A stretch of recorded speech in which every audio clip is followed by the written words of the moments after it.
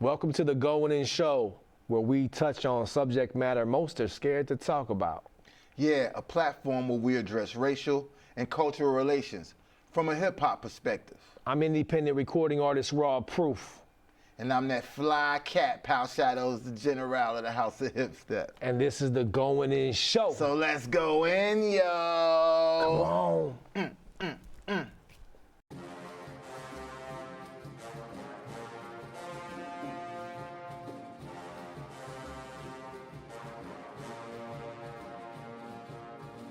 Yo, Proof, I think it's about time we do a show on race and cultural relations, you know? Sounds kind of dangerous.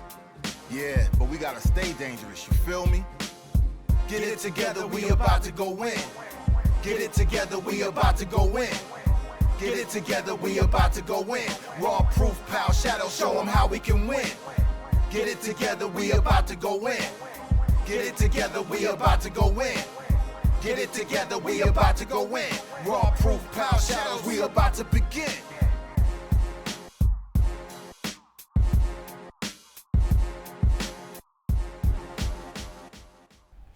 Welcome to the Going In Show. I'm your host, Pal Shadows, the general of the House of Hip Step. And I'm independent recording artist Raw to the Proof. my man's right there, and this is the Going In Show. We're back with another special guest this week. We're on a roll with these special guests. I'm loving this. We have Tío in the building, and Tío is a Nashville MC, you know, really talented individual from Atlanta, and originally he's from El Salvador, so we're gonna get into a little bit of that and talk about that cultural lineage and diversity within Tío. So Tío, what's up, fam? How you doing today? Thanks for having me, man. Yeah, man. I've been pretty pumped. I got, Thanks for coming. I worked earlier today, and it was a long day. My new job's very physical, so a little bit tired, but, Raw Proof hits me up about something, or if you hit me up about something, most likely I'm going to do it. And So, thanks for showing up Yeah. and always showing out, for Sure real, because thing. you do every time. Yeah. I can vouch for that. And thanks to Raw Proof, you got some energy. I know you worked earlier, but he gave you some of that B12 and B6. Oh, yeah. You know, he always got some kind of Yeah. concoction. on All his natural. It's all natural, though. Yo, I'm Tío, feeling it, too. I'm feeling it. It pepped me up a little bit, so I appreciate that. tell our audience like how you ended up here in Music City, Tennessee. Two of my best friends, Scott and Jason, who I'd been playing in bands with all throughout college, they had an open room at the time because they had graduated a year before me, and said, we got an open room. So once I graduated, I was like, I'm going to try it out. And, I play music, so it seemed like a good city to go to, and moved here on a whim. Auburn, Alabama. Yeah. That's deep south. Not the lower part of Alabama, but it's obviously below the Bible Belt. Oh, yeah. So you said you played in some bands out there in Auburn. Can you break that down a little bit more? Like, was it straight hip hop? Was it Sure. some other genre? Very first band I was ever in, shout out to my man Eduardo, was called Brown Kid. Brown Kid was a three-piece band. It was him playing guitar, singing. I was the MC. We had no basses because I didn't know how to play bass at the time. And my friend Scotty playing drums. And at the time we were very young, so I was MCing. I was flowing over a lot of stuff, over acoustic and drums, but the drummer liked punk. The singer, he liked folk kind of music. I was the hip hop head of the group, and so it was a good band that just kind of came together, and everybody's sound kind of made it happen. Okay. So that was a very fun band to be in. The other one was called The Pillage. This was a more full six-piece band, and that was a great time. The Pillage was awesome. Was it hip hop or rock? The Pillage it started off as we wanted to just be a hip hop band. That's how it started. My homeboy Laz, hope you're doing well, my man. He started the band, and he was the MC that started the band. He wanted another MC, saw me perform.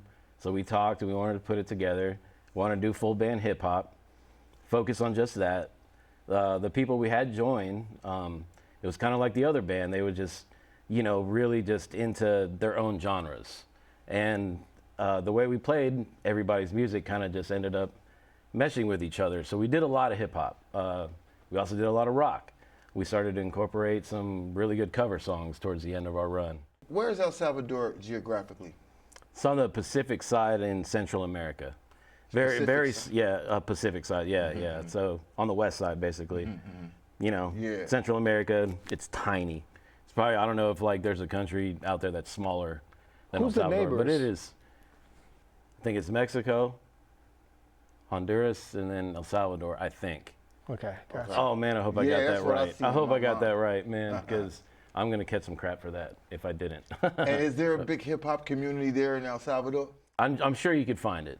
I wasn't anywhere near where you possibly could find it. So I mean, to me, it doesn't seem like there is one. But my time there, you know, I was born there, visited a couple times as a kid, went there as an adult when I was 25. So I mean, I saw what I saw, and I just didn't see it. You know, so it's got to be. You know what I'm saying? Hip hop is hip hop. Yeah, you know what I'm saying? everywhere. Like it's everywhere. Everybody grooves to like a good drum track. Aside from hip hop culture, how does El Salvador differ from other Latino nations? Maybe culturally, or maybe because of where it's located, or any kind of element. So you know how I said earlier that you had some tough questions? Yeah. That was one of them. Gotcha. Honestly, I don't know, man. I was like, I made myself laugh when I answered that in my head because I was just like, it's smaller than all of them.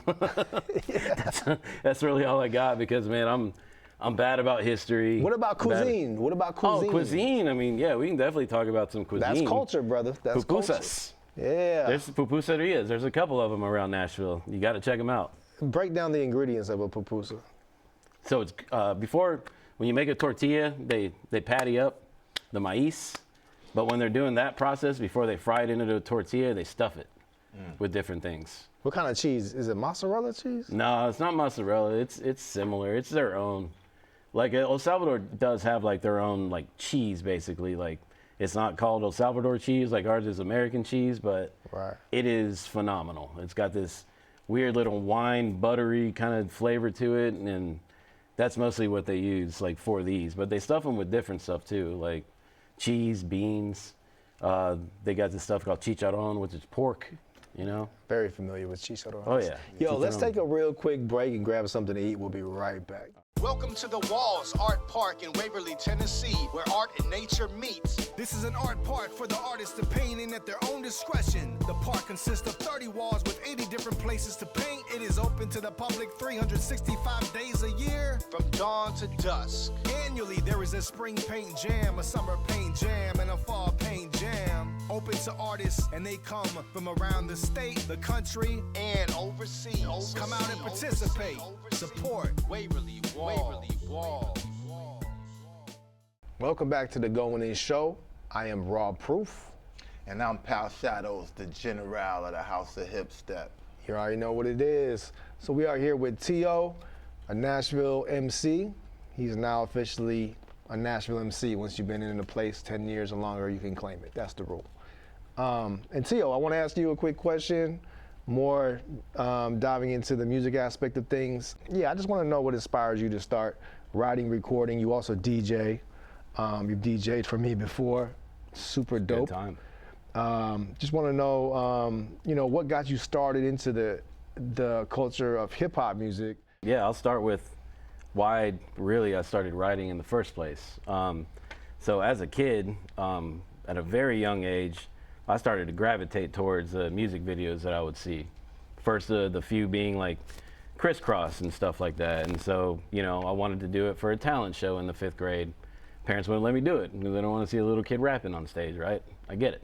It was always something, that was the first little small example. It was always something that was very discouraged. You like music, you know what I'm saying? I came up going to private schools and stuff like that, and, just being an MC or going into hip hop was like the last thing anybody was going to encourage in my life, including my parents, and I love my parents. But that's what got me into it. Once I got to college and stuff, I was big into sports. I realized I didn't want to pursue sports in any way after high school. I started just dabbling with stuff. I took bass lessons early on in high school, put it down, but I realized I had this creative drive.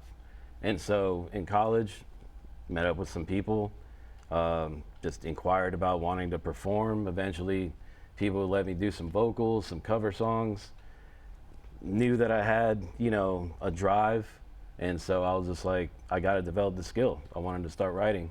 Did you have any role models, hip hop role models as a child? Like who were the guys that you looked up to? Huh. The first ones I did look up to was Crisscross. I'm not gonna lie. I mean, at Okay. that age, they're just a few years older. I was just like, man, these guys are cool. You know what I'm saying? So all right. So Crisscross- them, they're the first few. I mean, this is gonna make people laugh too, but you know, I liked MC Hammer when I was a kid too. You know, I was just like, this guy's dancing. Hammer This don't music play. is catchy. There's a bunch of pretty girls around him. That's cool Now, too. You know. now Like, I asked that as a precursor to my real question. yeah, right? yeah. We had this big debate in hip hop going on right Yeah. now, right? And it's all about the Latino influence in hip hop culture. Okay. And it's almost very divisive. Okay. You know, and here at the Going In show, we don't like this Yeah. this division that we see between the races, and a part of why we do this show is to try to bring that together and to help heal from the effects of racism and white supremacy and things like that. Yeah. So in this whole debate, well, we got you here, Tio, representing the Latino community.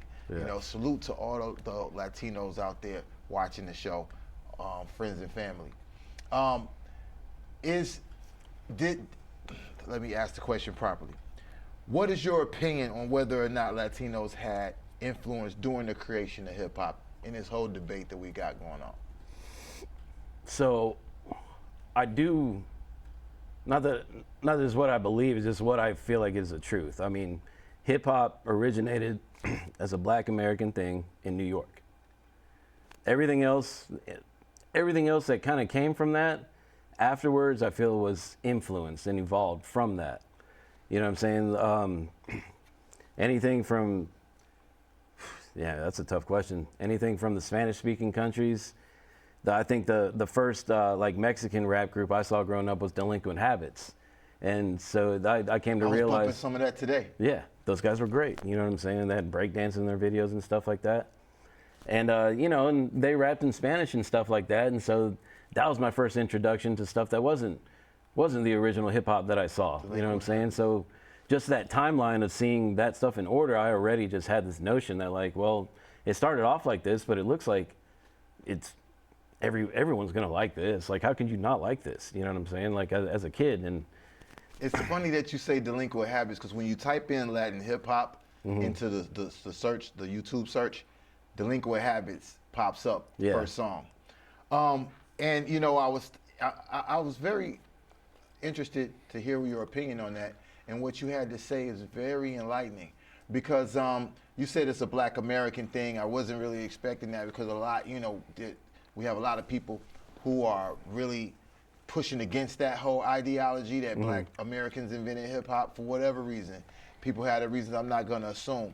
Yeah. But like my homeboy DJ Power was saying today, right, or the Cold Crush Brothers, salute to him, my hip step brother DJ Power. He was there in South Bronx, New York City. Yeah. And I asked him, you know, he was there at the early hip hop parties. You know what I'm saying? Yeah. And I asked him, I said, Power, what is the Latino influence in hip hop culture? He said, Power, I'm just gonna tell you. His name's DJ Power. I'm Power Shadows. Yeah, yeah. Don't get it confused. And he says they were right there with us, bro. He was like, they were there. Yeah. They were, you know, and my contention is the Latinos helped the b-boy culture and the graffiti culture. Right on. The most. Like, I feel like without you guys, the graffiti culture and the b-boy culture wouldn't necessarily be what it is today. My other question is, do you think that there's this unity between the Black community, the Black and indigenous community, and the Latino communities? Just in general, do you think there's disunity between our communities? yeah, yeah, because I mean, I feel like, especially nowadays, there's kind of disunity amongst every community, but mostly caused by individuals that influence others within the community. I don't think whole communities are actually against other communities. I think most of them are influenced by a certain few. Tio, you made the comment, individuals, you know, versus individuals when it comes to disunity, as opposed to like whole communities disliking other whole communities. On that same tip, have you ever faced discrimination issues over the silly idea that your skin is a different hue? And if you did, how did you deal with that? Well, I don't think I ever dealt with it because I didn't even know I was confronted. I didn't even know I was dealing with it at the time. I realized I dealt with discrimination just for the way I look and from where I'm from after the fact, more thinking back on things that happened growing up. I'm a lot like my father. I kind of assume the good in people, which I feel like is kind of a dangerous thing nowadays. And so, man,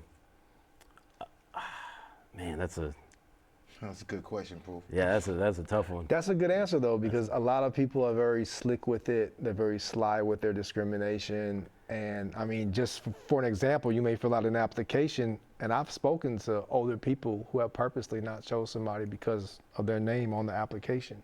Yeah. It's a very slick way to discriminate. Yeah, and I think that reminds me, that reminds me of the fact that we've all dealt with it. Not everybody's dealt with it in such obvious ways. I definitely, thinking back on certain scenarios, growing up with sports, different job opportunities and whatnot, I couldn't pinpoint anything, but it's just like, I see bad vibes and I'm like, whatever. Out the door. Hey, You're brother. bad vibes. You know what I'm saying? So. Indeed. Yeah. No negative vibes. We don't allow it. And we'll be right back with the Going In Show. Positivity all day. Good vibes. What's up, guys? Logan Crowell here. I'm the founder of Helping Our Music Evolve, aka Home. We are Nashville's premier music hub. What that means is that you can come here, you can use the studios, you can meet other collaborators, you can learn about the biz, and you can get your music heard by industry professionals who can help you take it to the next level. So check us out, homeformusic.org. Peace. Raw Proof back at you. This is the Going In Show, and this is my co-host. Me llamo es Pal Shadows. Que paso? Shouts out to all my Latin people out there, especially my peeps out in Southern Cali, my Latinos in Southern Cali. Hey, I wanted to ask you, I wrote a book, right? Yeah. And this is my book. It's called NGR, What Does It Mean? An expose on the N-word from a hip-hop perspective. Yeah. And in my book, I actually interviewed a Latino artist by the name of Marcos Tegui. Much love to my man Marcos out in San Diego. And I got his perspective on the N-word, because this book is all about the N-word, the origins, the etymology, where it comes from, and all that. That's a huge, gigantic issue in hip-hop. Should you use it and all that? And what I wanted to ask you is, do you use the N-word yourself? And the second part of that question is, do you agree when you hear other Latino rappers use the N-word? I don't use it myself. The only Latino rapper that I can think of that I've heard say it is Be Real. And it's hard to say who everybody would feel comfortable hearing them say, and who else, where it wouldn't be okay for them to say. If I decided, I don't use the word myself, if I decided that, I really had a point to make lyrically or in a story or in a book that that was part of the point that I was trying to make, that's where it's acceptable for me to say it. But there's not that many scenarios where it's not you're gonna hear it from a certain person and it's gonna be like, ugh, you know what I'm saying? So, and did you grow up hearing it a lot in your household or not in my neighborhood? household? Not in my household. I grew up hearing it, definitely from nothing but adults while growing up. I did grow up in Atlanta, which is a big melting pot. So coaches, some negative way, or how did they use it? Not often. I mean, I definitely don't remember hearing it that often. Not in my school or like sports settings. It was like otherwise. And more so when I got to college too. Auburn's a way different city than Atlanta, so I really never heard it used negatively until I got to college, really.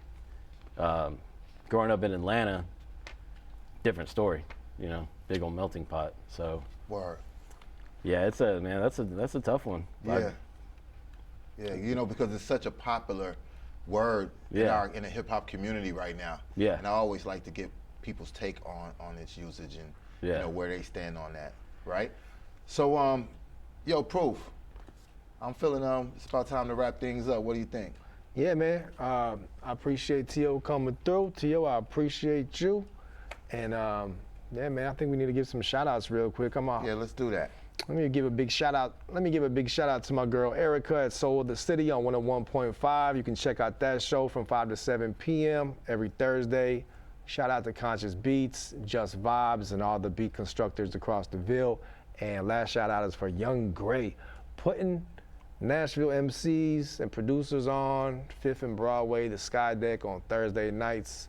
We got hip hop downtown, y'all. Yeah, I'd like to shout out all the Latin MCs, breakers, DJs, writers, all across the world. All of y'all, much love to all y'all. Rest in paradise, the Big Pun. Shouts out to 2Mix, my whole Project Blow crew. I'm a Blodian. Salute all y'all Latinos. T.O., do you have any last words for Yeah. anybody, or you want to shout out your socials? Yeah, and shout out my socials real quick so you can find my years of work, tiothemc.com, TIOVMC, just the 2 letters, M and C.com. So you can find everything there. The video that they're gonna show is up on my YouTube channel, which is Treemeister Entertainment. That's Treemeister, ENTMT, period. Kind of like the little lizard that y'all saw back in the day that was like, I'm the king of the trees, I'm the Treemeister. That's exactly what you're thinking, so. Boom! And shout out to my family, my sisters, my mom. We're going through a tough time right now, so I love y'all. And you got an EDM project coming out too, That's right? right, thanks for reminding me. I'm just now starting an EDM project because I'm not that inspired to write lyrics right now for some reason, and it'll come back, but I'm making EDM tracks right now, and it's under this project called Lucky Underwear. Lucky Underwear. Yep. EDM. Salute all y'all bass heads out there. You know it. Salute to all y'all washing your drawers. Yo, check out this video, Anti-Pop by T.O. Yeah.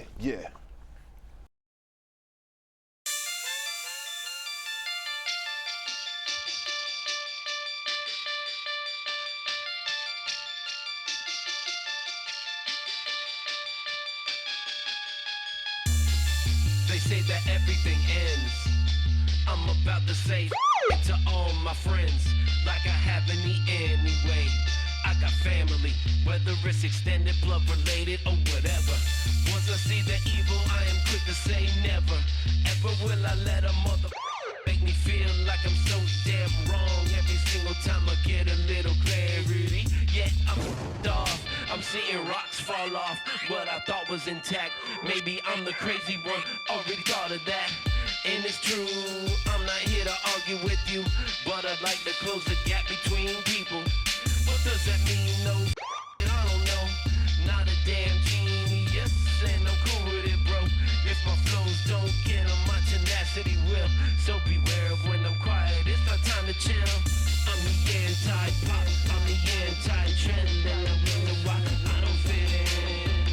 I'm the anti-pop, I'm the anti-trend, and I wonder why I don't fit in. I'm the anti-pop, I'm the anti-trend, and I wonder why I don't fit in. I'm the anti-pop, I'm the anti-trend, and I wonder why. Who's the weirdo that does not seem to be concerned with how he looks, doing everything on his own? Could use the help, but he doesn't vibe with anyone, and the ones he used to roll with don't like him anymore. See, I'm a rolling stone with the heart that's cold, can't be controlled, so I am currently single.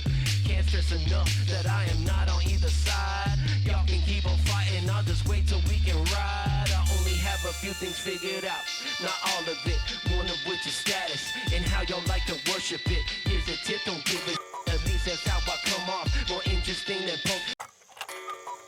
Yeah, here's a message from the center to the center of attention. I don't give a lot of other people do, so let's be cool, cause I'm gonna stay faceless, just to make sure that I can erase all the fake. I'm the anti-pop, I'm the anti-trend,